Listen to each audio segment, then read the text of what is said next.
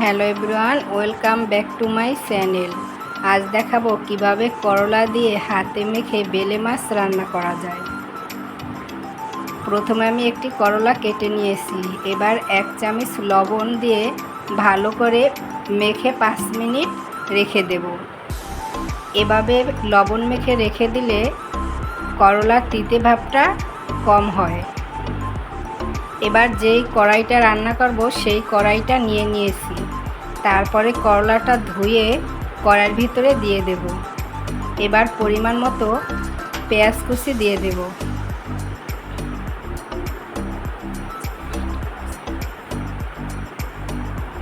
এবার কাঁচামরিচের ফালি দিয়ে দেব।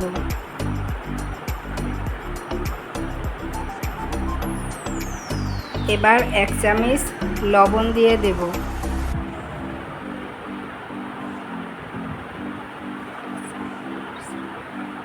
এক চামচ মরিচের গুঁড়া দিয়ে দেব।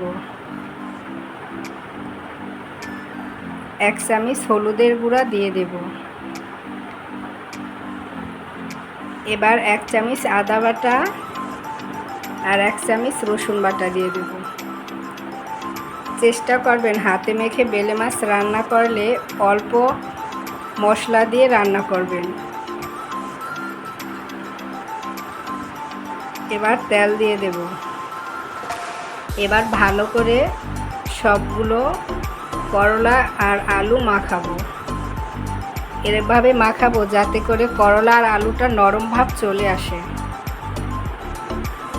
এবার বেলে মাছগুলো দিয়ে দেব। বেলে মাছ দেওয়ার পর বেশিক্ষণ মাখাবো না, কারণ বেলে মাছ এমনিতেই নরম থাকে।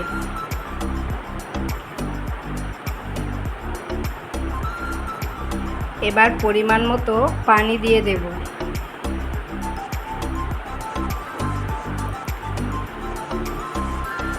এবার পানি দেওয়া হলে এভাবে আলতো করে ভালো করে পানি আর মাছ মাখিয়ে দেব।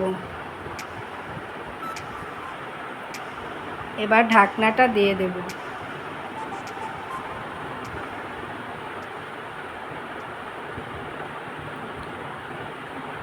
এবার হালকাভাবে খুন্তি দিয়ে এভাবে নাড়াচাড়া করব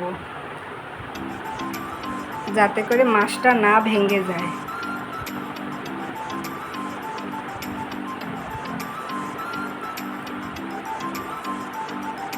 এবার 1 চামচ জিরার গুঁড়ো দিয়ে দেব।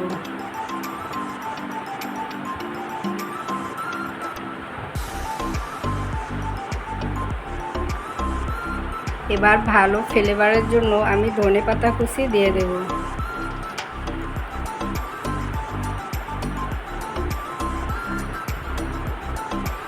এভাবে রান্না করলে করলা একটুও তিতা ভাব হয় না।